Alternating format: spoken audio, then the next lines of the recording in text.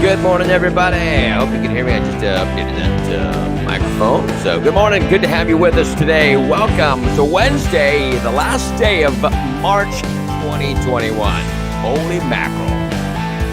We are deep into Holy Week. Glad that you're here. Santa Rosa Animal Services does rock. I love them. And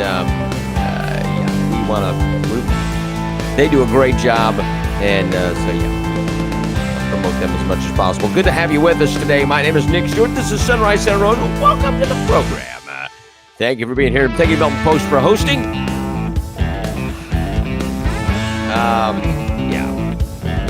We got a lot to talk about today. Matt Gaetz has got some news going on. We'll talk about that. We also want to talk about Mike Pence. And what are his chances for 2024? And much more. So stick around. We'll take your phone calls, 850-771-0049. Please, if you text, no pronouns. No pronouns. No he, she, they, it. Yeah. That's,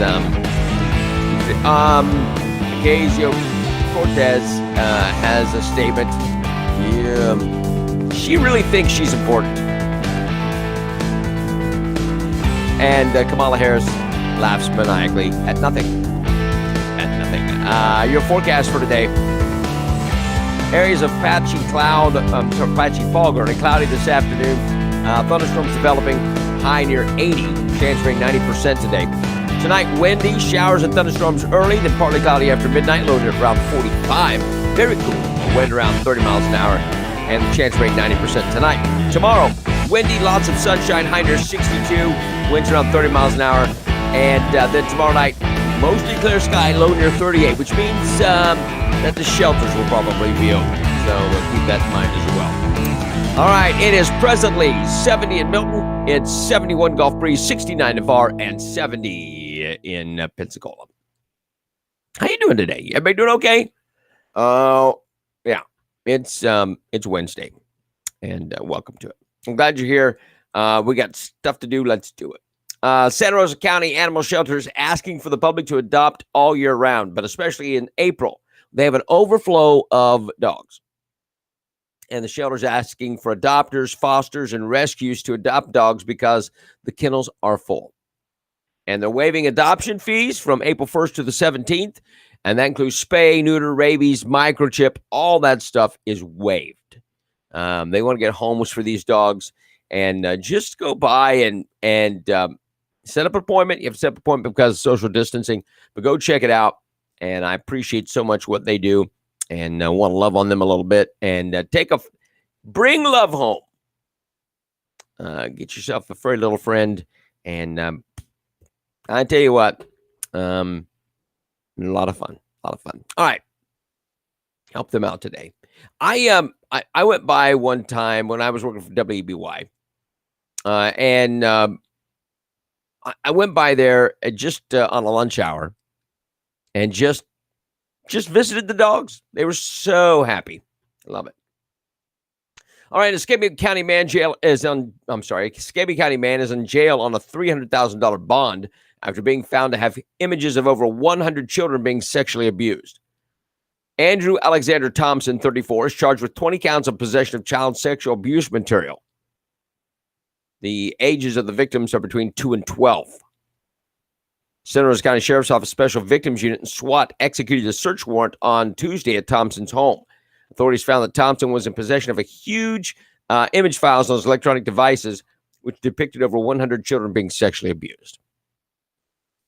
And they, for some reason, they don't have his mugshot. There's some kind of exemption, so I don't know. So Kim says the animal shelter has great animals. They do, and they're just really cool. I will tell you this, and I told the animal services when I was talking to him on the radio that the best dogs I ever got were from animal shelters. Absolutely, and you can go to their website to view those that are up for adoption, for sure. Thank you, Kim. What else is happening? Area high schools and colleges are going ahead with their scheduled graduation dates for this spring's commencement ceremonies. Both the Escambia County School District as well as the Santa Rosa County School District have scheduled their graduations in early June, with many happening at the Pensacola Bay Center. Last year, both districts had to delay their ceremonies until summer as the coronavirus pandemic disrupted the end of the school year and sent students home. Districts have about 2 months left to finalize details of their events with Bay Center staff. Brian Nowak, director of the high schools in Santa Rosa, said representatives from the three entities often meet each spring in early May to plan the events. Here are the Santa Rosa County School District graduation dates. Are you ready? Blended Academy, 5 p.m. on June 1st. Laughlin Tech, 7 p.m. on June 1st. Santa Rosa High Adult, 7 p.m. on June 3rd. Gulf Breeze High, 11 a.m. on June 5th. Pace High, 2:30 p.m. on June 5th. Navarre High, 6 p.m. on June 5th. Milton High, 7 p.m. on June 8th. J High at 5 p.m. on June 10th. Central School at 7 p.m. on June 10th. Dates and locations are subject to change to final board approval on April 6th. Traditionally, though, Gulf Breeze, Navarre, and Pace High School's graduation ceremonies have been held at the Pensacola Bay Center. Milton, J, and Central are typically held at their own school sites, and the remainder are usually held in Milton. So they're going to go ahead with graduation, and good for them. Kim says they have cats too. Kim wants all the cats for herself. Send them to Kim's house. 87 South, the BP has a car fire at the pumps. That's not bueno. That's a bad place to have a car fire. And there'll be people rubbernecking. So there you go. Because people do that. 850-771-0049. Police confiscated almost 90 grams, the equivalent of more than 43,000 lethal doses of fentanyl from this yahoo. He was arrested during a traffic stop on Louisiana Avenue Friday evening in Panama City. According to police department, Shaquille Charles, 32, was charged with trafficking in fentanyl, trafficking in methamphetamine, possession of cocaine with intent to distribute, possession of marijuana with intent to distribute, tampering with evidence, and possession of drug paraphernalia. Bye. Charles was in possession of 86.9 grams of fentanyl, 8.4 grams of cocaine, 17.4 grams of methamphetamine. The fentanyl allegedly discovered by officers converts to 86,900 milligrams, with a mere 2 milligrams considered a lethal dose. According to the American Addiction Centers, the fentanyl is enough to kill more than 43,000 people. That's the population of Panama City proper. And he will go away for a very long time. Bye. It's amazing what the lure of easy money, to quote Glenn Fry from Smuggler's Blues, the lure of easy money is a strong pull. Very strong pull. A Wyoming man is charged with making death threats against several Republican legislators in late January, including Matt Gaetz. And it was ahead of Matt Gaetz's Wyoming rally where he was trying to get people against, what's her face? Liz Cheney. Christopher Podesnik, 51, is charged with 7 counts of transmitting threats in interstate commerce, according to the U.S. Department of Justice. He phoned death threats to various elected officials on January 28th. According to U.S. prosecutors, he called a contact number associated with Wyoming Senator John Barrasso, saying, in part, "I will blanking see that Matt Gaetz gets killed when he gets here." Gaetz held a rally at Wyoming Capitol on January 28th. He spoke out against Liz Cheney. Matt Gaetz is reportedly considering taking a job in the media industry, possibly at the conservative outlet Newsmax. That's from Axios. Axios reported Tuesday that 3 sources with direct knowledge says he was considering leaving Congress for a job at Newsmax. Speaking at a town hall event on Monday in Niceville, Gaetz said he would not spend his entire life in Congress. All right. So, does Gaetz go to Newsmax? I don't know. We'll see. Maybe this will derail it. The U.S. Justice Department is investigating whether Northwest Florida Congressman Matt Gaetz had a sexual relationship with a 17-year-old girl. That's according to the New York Times on Tuesday. According to the report, the inquiry was launched under former Attorney General William Barr. They also reportedly briefed on the investigation, which was opened in Trump's final months in office. New York Times reports Gaetz' encounters with the girl took place 2 years ago. Investigators are reportedly looking into whether Gaetz violated sex trafficking laws. According to the report, the investigation into Gaetz is part of the Joel Greenberg case. Greenberg is a former tax collector in Seminole County. He was recently indicted on sex trafficking charges. Gaetz tweeted Tuesday evening about allegations saying, "My family and I have been victims of an organized criminal extortion involving a former DOJ official seeking $25 million while threatening to smear my name." Now, Gaetz was on Tucker Carlson last night, and Tucker interviewed him, and it was a weird interview. Tucker couldn't get straight answers. And as he came back from the break, Tucker goes, "That was one of the weirdest interviews I've ever done." So, and it was just a couple hours old, right? The news broke just a couple hours before Tucker interviewed Gaetz. Now, I will say this. If it is true, I don't condone it. But if it is true, the Democrats and the press hold Republicans to a completely different standard than they hold themselves. I'm just saying. I bet dollars to donuts, my friends, that CNN will run with this story and wear it out. Yet they turned a blind eye to Andrew Cuomo, who now has nine women accusing him of sexual impropriety. 9. So you take it for what it is. But we until there is, this is just allegations. And so we'll find out. 850-771-0049. They will. Jason has broken the cardinal rule of pronouns. You've been put in the corner. Good morning, El Cuco. Good to have you with us today.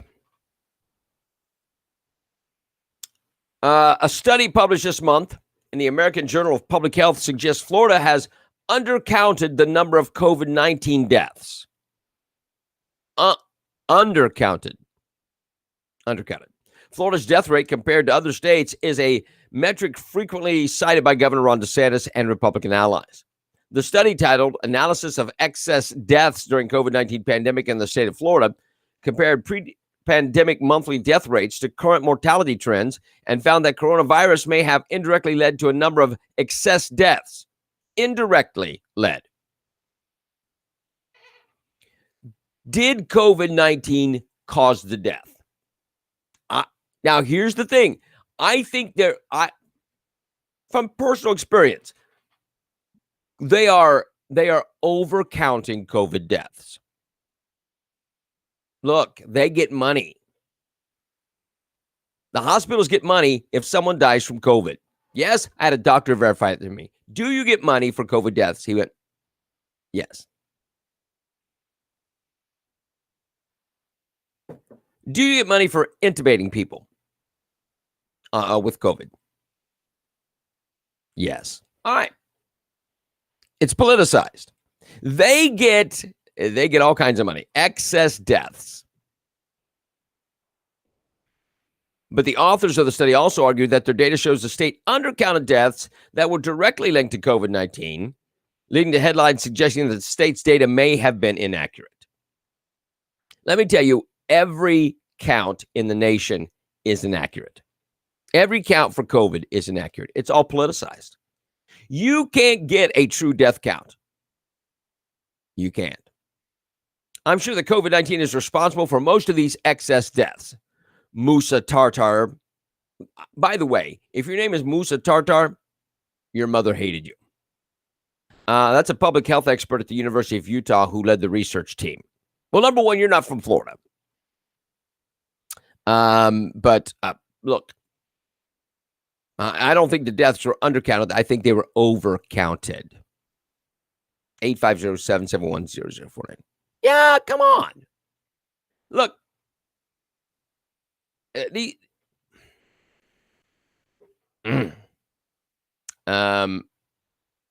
you can't.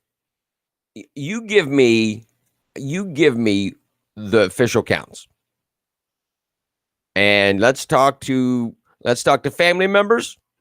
I don't want to talk to doctors. They're polluted. The doctors are polluted that are connected with the hospitals because hospitals get money. They're in business. Look, hospitals are in business. They're a business. And look, if someone has COVID and they died of COVID. And I get money for that. If I don't say they died from COVID, if I say they died with COVID, well, I don't get the money. Very, very easy. The motorcycle wreck, COVID. There were people that died from suicide. That's COVID. Car wrecks. Yep. All of it. All of it. You can't get an accurate number. Using the death of an individual to gain funds for the facility. Yes, it is low. It is low. It is ethically and morally deficient.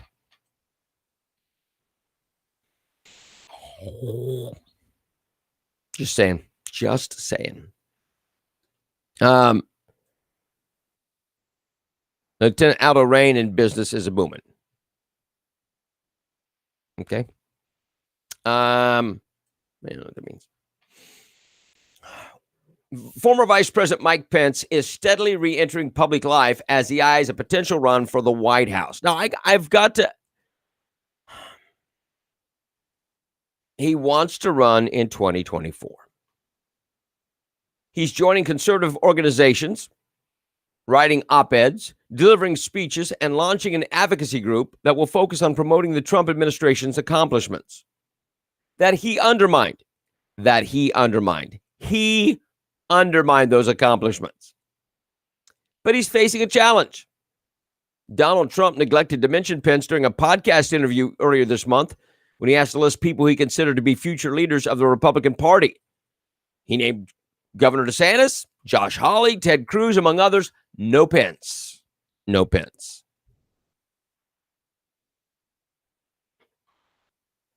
Pence lacks energy. Now, listen, after Trump, everything's boring. And I don't think that Pence is... Look, you can't trust him. I throw him in with the Bush group. I think now, El Cuco says, like him, but personally, he's a snooze fest. All right. Maybe he is, but I think he's of the Bush ilk. Now, Pence could have stopped this mess we were in, but he didn't. He didn't. And is he a likely... I mean, he'll run. He'll run. He will be out quickly. He will not get any of the 75 million people that support Trump. He can't be trusted. He can't be trusted. DeSantis Pence. Oh, DeSantis is greater than Pence. Is that what that means? It's not a DeSantis Pence ticket. You just mean DeSantis over Pence, right? Pence is right up there with Bush. Yeah, absolutely. Absolutely. Same kind of individual. It's all just a smoke and mirrors. Smoke and mirrors. And Trump was such a strong personality that Pence could not. He had to follow. It's kind of like a Reagan and Bush. Pence betrayed Trump. Yes, he did. Yes, he did. And the American people. He betrayed the American people and Republicans. Why would they put him in? They won't. They won't. Now, the establishment will love it. The establishment will love it. Now, they'll run off of, because everything that Trump did and everything that Trump accomplished was good for the Republican Party. And so they'll say, look what he did. Look what he did. And the American people won't buy it. Pence betrayed America and his party. And his party. So no Pence. No Pence. Former President Donald Trump and former First Lady Melania Trump launched a website Monday in what his office described as a bid to stay in touch with supporters and coordinate future appearances.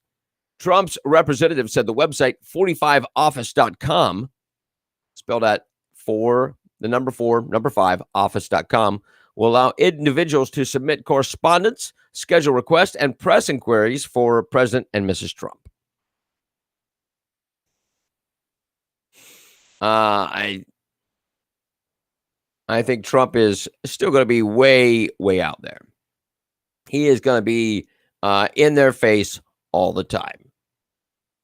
Now, I want to ask you this. This is legitimate.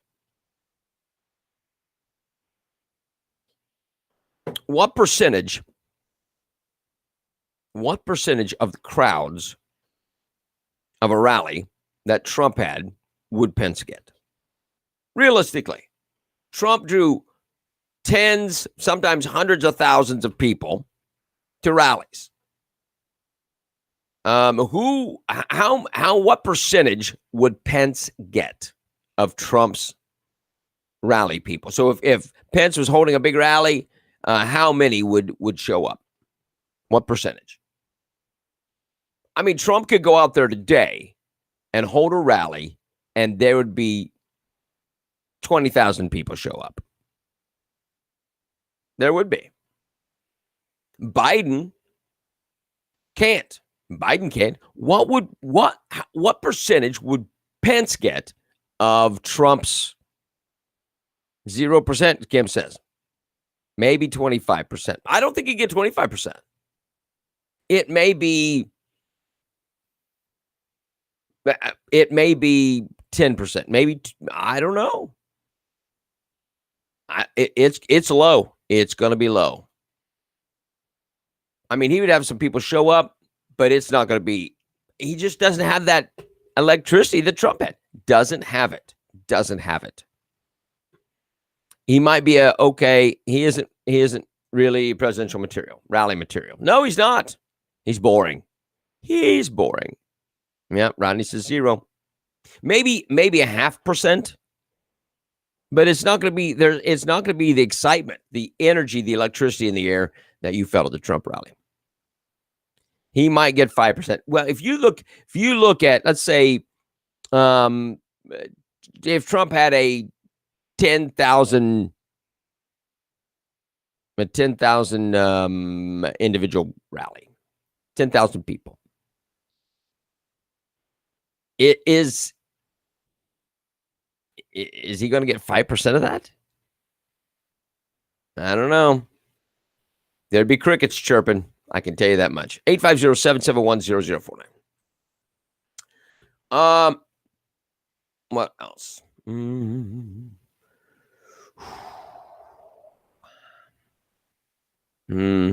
I got that one. Just to make sure I covered my bases. President Biden on Wednesday will detail his proposal to revamp the nation's infrastructure alongside a revenue-raising plan that aims to ensure the nation's largest corporations are paying their fair share in taxes. You know you're getting screwed when they use their fair share. When they mention your fair share, Nah, you're getting the shaft, my friends. Making you pay your fair share. It's true. That's what they do. Dubbed the American Jobs Plan, the White House said the once-in-a-century capital investment in U.S. infrastructure will create millions of good-paying jobs and position America to outcompete China by spending about 1% of GDP per year over the course of 8 years. Overall, the plan is to spend $2 trillion. It's $3 trillion over the course of the coming decade. Along the key tenets of the plan are modernizing 20,000 miles of highway, repairing 10,000 small bridges and 10 economically significant bridges, eliminating all lead pipes in drinking water systems, expanding access to high-speed broadband, modernizing schools, and upgrading the veterans' hospitals. The plan also aims to create better-paying jobs for care workers and allocate $100 billion to workforce development programs targeted at underserved groups and students.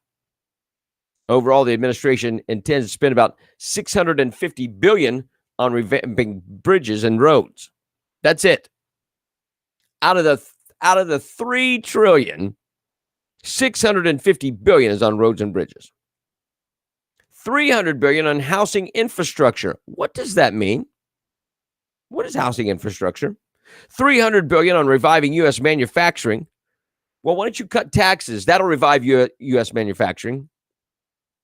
$400 billion on care for the elderly and disabled. $400 billion on clean energy credits, as well as unspecified amount on broadband, water systems, and other measures. In order to pay for the legislation, Biden also proposed what he called the Made in America tax plan. Yeah, taxes are made in America. It would raise the corporate tax rate to 28% from 21%. It would also increase the minimum tax on multinational corporations to 21% and calculate it on a country-by-country basis so it hits profits in tax havens to eliminate perceived loopholes. He wants cheap labor. Absolutely. Absolutely. Yeah. It's going to be passed on to you. Hyperinflation. I thought we'd been getting rid of lead pipes for the last 40 years. The pockets of guys like Joe Biden. Make you feel good? You feel warm and fuzzy all over? I want to go to this. Again, $650 billion of that goes to roads, bridges, ports. The rest of it, yeah, you're done. You're done. Done. Alexandria Ocasio-Cortez is condemning the use of the term surge when discussing the ongoing border crisis at the southern border. You've got to see this video because now she has really, let me stop this again. She has added graphics. She's added graphics to her videos. Just warning you. You've been warned. The surge. Well, first of all, just gut check, stop. Anyone who's using the term surge around you consciously is trying to invoke a militaristic frame. And that's a problem because this is not a surge. These are children and they are not insurgents and we are not being invaded, which, by the way, is a white supremacist idea. It's white supremacist. The idea that if an other is coming in the population, that this is like an invasion of who we are. If an other. This woman takes herself seriously, and I don't understand why. You need to get your colors and go in the corner and entertain yourself for a little while coloring. Because the adults in the room need to talk, all right? And so you go and you sit over there and color a little bit. Because I can't take you seriously. I can't take you seriously. And I don't know who devised the plan to have cow eye transplants, but I'm glad they worked for you. But this one is out of her mind. She is out. I'm not kidding you. I'm not kidding you, El Coco. She is a weird one. I know. She is just a weird chick. These illegal crossing the border are another's. Yeah. They're citizens of another country. Well, it was an other. Two separate words, not another. Not one word, two words. Listen to this dingbat congresswoman who masquerades as someone with a brain. It does. And she has people that follow her on Twitter. I think that they don't listen to what she says. I just think they mock her. She's about the dumbest person to walk the face of the earth, right beside Joe Biden. Yeah. I can't take her seriously. If idiots were hamburgers, she's a Big Mac. A Whopper. Isn't she the one they wanted to tax cows because they pass gas? Yeah. Under the Trump, she was screaming about kids in cages. Oh, no, that's different. She's very silent on this because you can't call it a surge. AP says you can't call it a crisis. You get the picture? You get it? Post-turtle. Oh, post-turtle. I got you. I get it. Reporters on Tuesday were allowed into a packed migrant facility in Texas where thousands of migrants are housed as the Biden administration scrambles to deal with the crisis at the southern border. Officials warning that the U.S. could see 1 million migrants encounters at the border this year. 1 million. I'd say it's going to be more. A press pool was allowed into the center in Donna, Texas, after journalists and Republicans have criticized the administration for refusing entry into the site as images emerged showing cramped conditions of children side by side in pods. Check this out. I got some pictures here.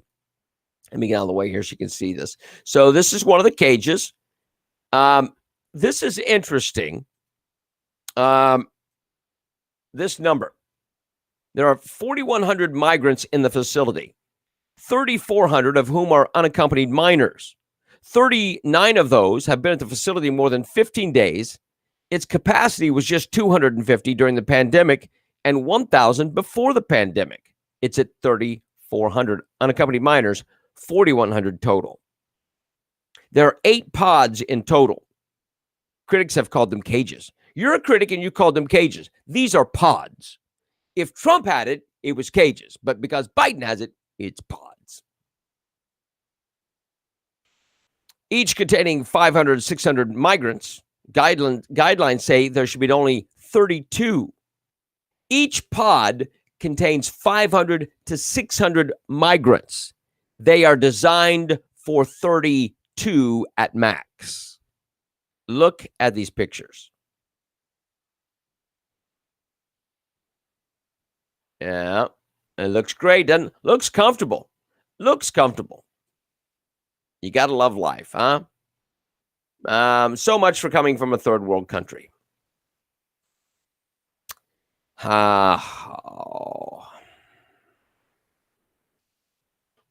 Children sleep on 3-inch gym mats and lie under metallic foil blankets. Kids are giving masks, but many don't wear them. In one room, pool reporters saw purple and pink pins surrounding a group of 27 children on an alphabet rug ranging from 3 to 9 years old. The youngest child is just 4 months old. 4 months, not years, 4 months. In a detention center in a pen. Now, I'm sure that this child crossed the border on their own, as the 3-year-olds have crossed across on their own.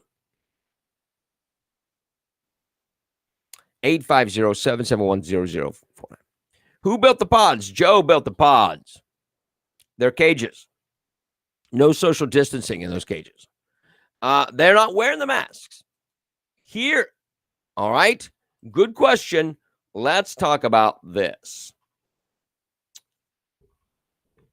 Unaccompanied child migrants housed at the San Diego Convention Center have an alarmingly high COVID-19 infectious rate. But local teachers will be providing them in-person instruction before their own students. Hundreds of migrant girls have been housed at the facility as the Biden administration is trying to figure out how to handle a crisis of unaccompanied children flocking at the southern border. Of more than 700 unaccompanied girls transferred to the center, at least 82 have tested positive for the virus as of Tuesday afternoon. San Diego County reported roughly 1,800 new cases of an estimated population of more than 3 million in the past week. Although none of the COVID-positive migrants required hospitalizations, 82 cases out of roughly 700 is about 9%. That's a case rate of 10,933 per 100,000, or 437 times higher than the case rate threshold that schools are allowed to reopen in California. Hear me. I want you to hear this. The San Diego Unified School District have teachers giving up their vacation for spring break to go and teach these children, these infected students, in person when they're complaining that they can't open schools because the children will bring in coronavirus. Do you hear me? Do you hear me? The teachers who have been arguing they can't go back to school because they're afraid of the coronavirus. The kids aren't vaccinated. They're not vaccinated, blah, blah, blah, blah, blah. They can't go back to school because of coronavirus. They are taking their vacation time and going and in person teaching children that have massive amounts of COVID in person on their vacation, donating their time.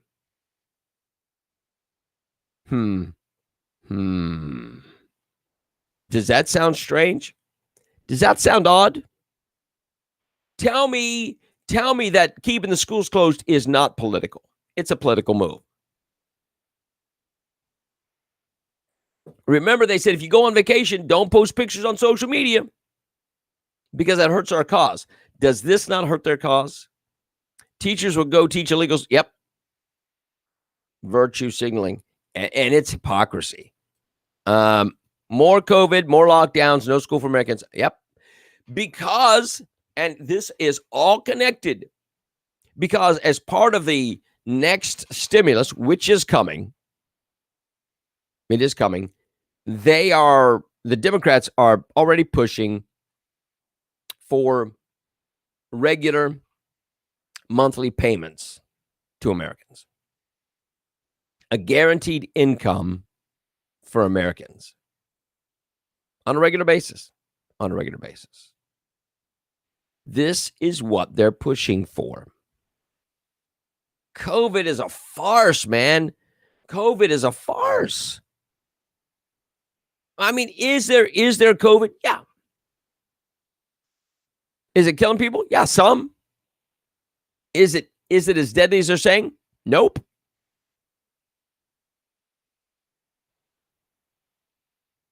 But they're using it to push their agenda. You've got to have a passport. You got to have a vaccine passport to go shopping or to travel or whatever. Yet you don't have to have an ID to vote.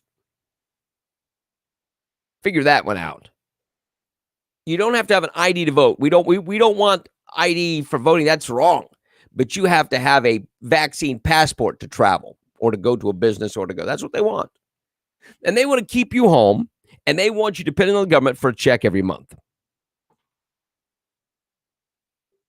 Yep. That's who we are dealing with. This is the bottom feeders that we are subject to because they are in control of everything at the moment. It's true. Watch yourselves. CNN's tepid coverage of the latest developments in the Andrew Cuomo saga continued this week. Here's Dingbat.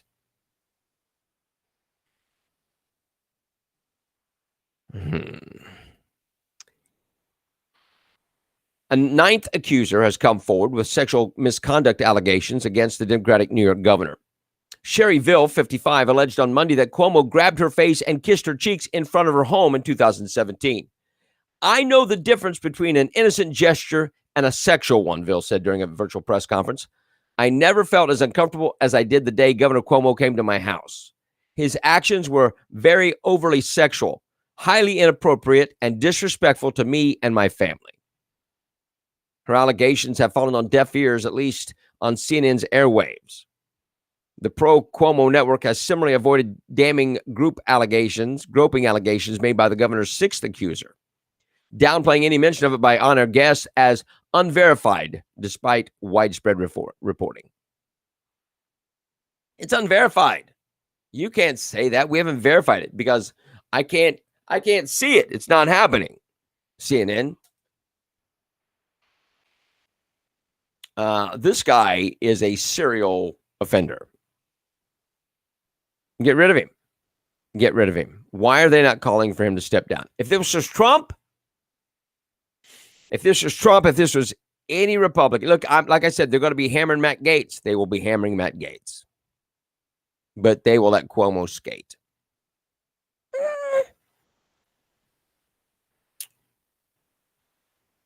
A CNN report documenting policies about transgender rights across the nation was ridiculed when it claimed that there was no consensus on the criteria to assign sex at birth. There's no criteria to say, this one has a winky, it's a boy. This one has a hoo-hoo, it's a girl. There's no criteria for that. None. The report was published Tuesday and immediately elicited mockery online. Though the two executive orders signed by Noam did not explicitly mention transgender athletes, they referenced the supposed harms of the participation of males in women's athletics, an echo of the transphobic claim cited in other similar legislative initiatives, that transgender women are not women. They're not women. Science says they're male. Just saying. The orders also reference biological sex, that disputed term that refers to sex as listed on students' original birth certificates. Biological sex is a disputed term. It's not possible to know a person's gender identity at birth. There's no consensus criteria for assigning sex at birth. Party of science. Party of science. You tout science. We're going to look at the science. Science says winky is a boy, hoo-hoo is a girl. That's science. Established science.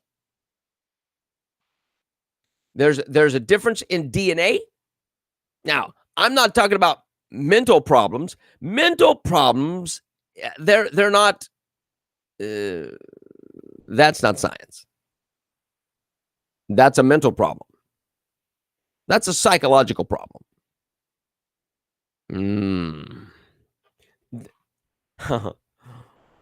They said that CNN said there's no consensus criteria for assigning sex at birth.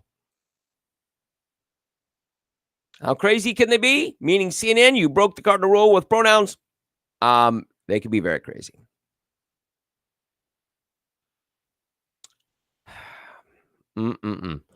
One of President Joe Biden and First Lady Jill Biden's German Shepherds bit a National Park Service employee on Monday in the second White House biting incident. Biting gate. CNN reported that the incident occurred on the south lawn of the White House, noting that the victim was working at the time and needed to stop in order to receive treatment from the White House medical unit. Michael Rosa, Mrs. Biden's press secretary, told the outlet that Major, the younger of the Biden's dogs, is still adjusting to his new surroundings. Stay away. Now, do you have to put up a dog sign? Yes, Major nipped someone on a walk. If you have to receive medical attention, it's not a nip. Out of abundance of caution, the individual was seen by the White House medical unit and returned to work without injury. Major also been a Secret Service employee on March 8th, an incident that required medical attention. The Biden dogs were returned home to Delaware following the first incident, but President Biden said it was a planned trip and the dogs have not been banished. Beware of the dogs. You have to put that on the front door of the White House. Mike says, fixing to have a gender reveal party. You need to have a gender guest party. Because there's 100 genders. Don't you know that, Mike? Come on. Is it a carbon-based life form? Is it what is it? Is it the Prince signal? What is it? So you can't, you just have to do all colors. Do a rainbow color. So it's not red, blue, or pink. It's rainbow. And that's what you do. Shock colors. Well, I tell you, what would happen to your dog? I got a question. What would happen to your dog if your dog has bitten people twice? Look, usually now the first time they bite, they put them they put them in a kennel or lock them up for a week or 2 weeks. I've been places where they've done that. I don't know. Man, I know.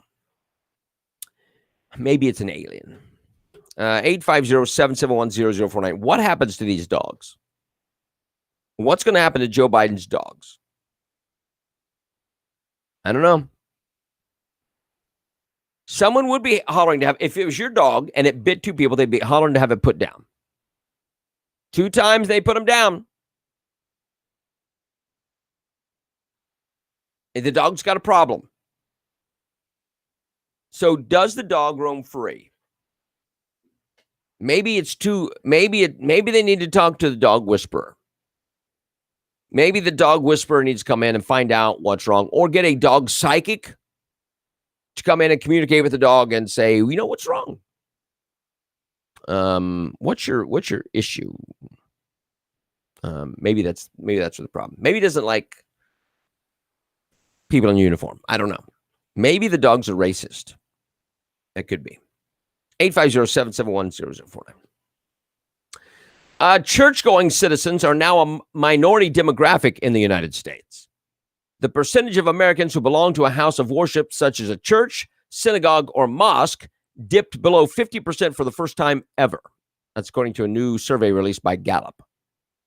The new survey published on Monday found that only 47% of Americans reported membership in a place of worship in 2020. Gallup first began tracking church membership in 1937 at a time when 73% of Americans responded that they belonged to a house of worship. That high level of membership continued for the next 6 decades until 1999, when 70% of Americans still reported membership, but in the early 2000s, membership in a house of worship began declining steadily. Gallup noted the downward trend in membership matches a similar trend in which Americans decreasingly express a religious preference. Over the past 2 decades, the percentage of Americans who do not identify with any religion has grown from 8% in 98 to 2000 to 13% in 08 to 2010, and 21% over the past 3 years. The research company said, as would be expected, Americans without a religious preference are highly unlikely to belong to a church, synagogue, or mosque, although a small portion, 4%, said they do. The figure's down from 10%. The trend against religiosity is expected to continue as younger generations are increasingly likely not to belong to a house of worship. Let me put the preacher hat on for just a moment. Here is my take on this. As a pastor, as somebody who looks at this stuff. Number one, that is what's wrong with our nation today. That's what's you got a problem with the way our nation is. People beating people up and killing people and just having no care about people. That's not white supremacy. That's not BLM. That is people that have stopped being worshipful. The other part of this too, where this has come from, is our children.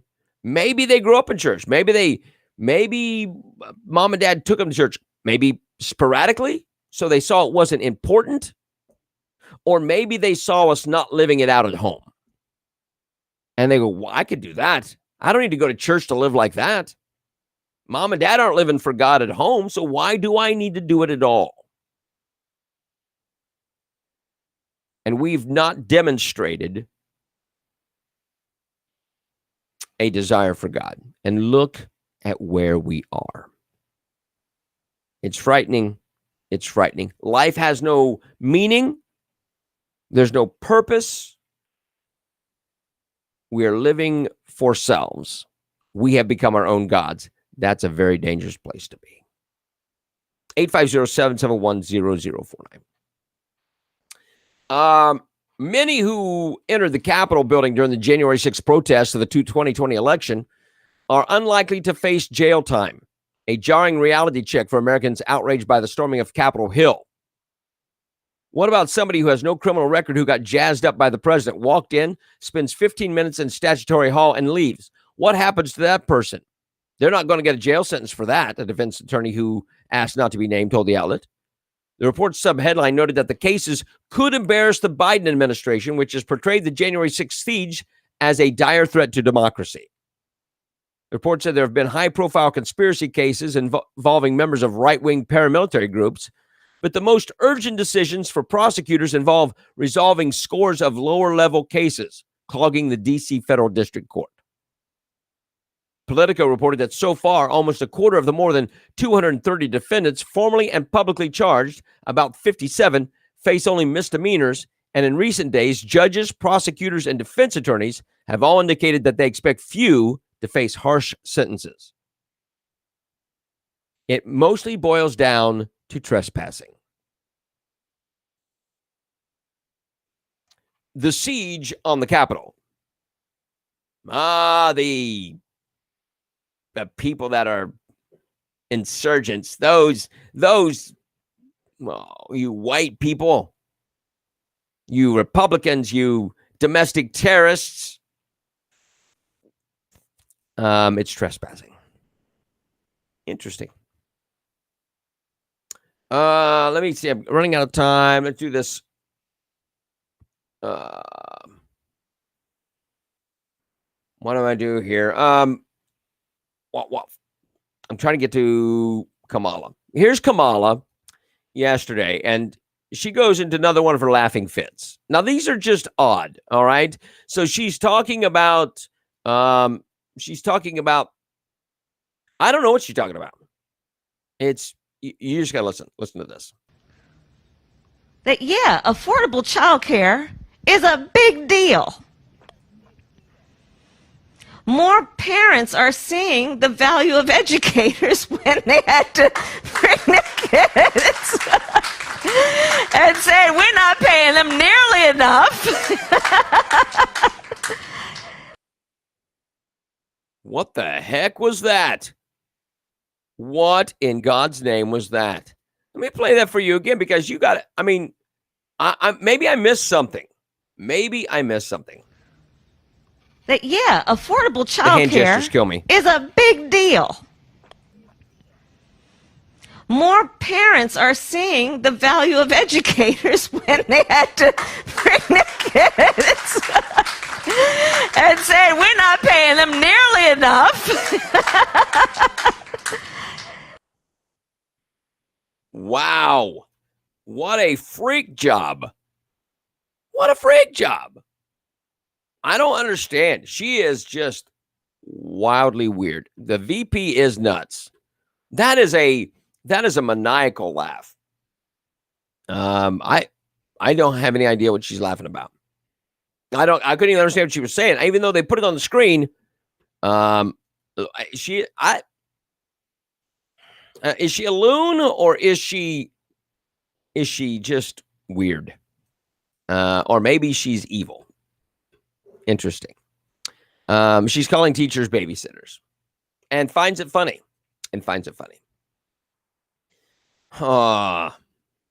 Charlie Crist, you know him.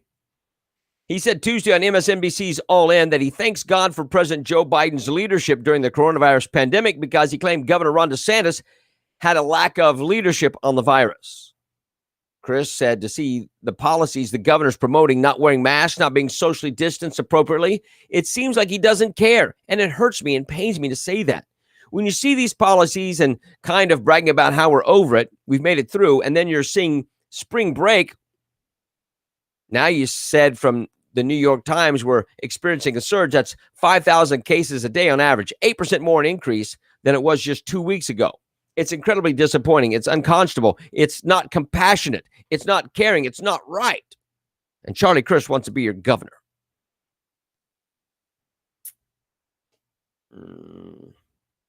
Yep. The next phase of COVID coercion is rapidly coming down the pike. It's already spreading throughout Europe. It's a regime of vaccine passports permitting citizens access to vital services and travel only if they receive the COVID-19 vaccine. New York State Assembly member Linda Rosenthal introduced a bill last week which requires residents of the Empire State to get COVID-19 vaccines if certain health officials declare that immunity levels are not high enough. The legislation states if public health officials determine that residents of the state are not developing sufficient immunity from COVID-19, the department shall mandate vaccination for all individuals or groups of individuals as shown by clinical data are proven to be safe to receive such vaccine. They're going to mandate vaccines. Meanwhile, in Arizona, legislators are at work protecting their residents against vaccine mandates. Both government mandates and private ones, State Representative Brett Roberts and Senator Kelly Townsend, are introducing legislation that will be voted on in committee today to prevent a vaccine passport regime in Arizona. Based on a model drafted by the Alliance for Free Citizens, the legislation states that businesses may not refuse to provide any service, product, or admission to a venue or transportation to a person because that person has not received the vaccine. Under Arizona legislation, businesses face the loss of their licenses if they attempt to force customers to get vaccinations, and local governments are forbidden from imposing any vaccination requirements or incentives. Now,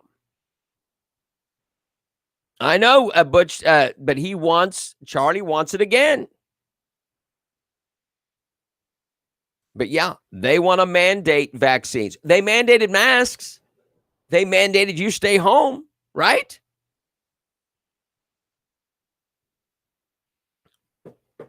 How many people in the United States were not essential?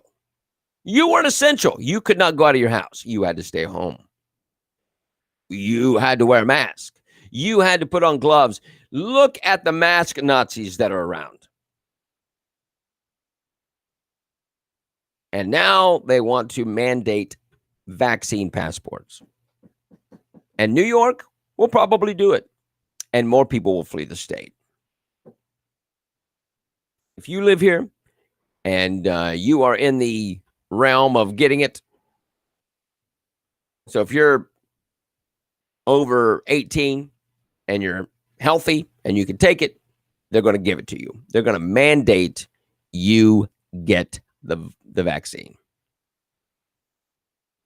Yeah, they love the my body, my choice, but not when it comes to this. Not when it comes to this. You don't have that right to say my body, my choice. Pretty interesting. All right, kids, got to get out of here. It's a Wednesday, a lot of rain today. Cold weather is a-coming, so keep that in mind, and a cooler weather. But look, the weekend, Easter weekend, should be beautiful, cool, sunny. We'll take it. God bless you. We'll see you tomorrow morning at 6 a.m. for more Sunrise Santa Rosa. Thank you so much. Like it, share it.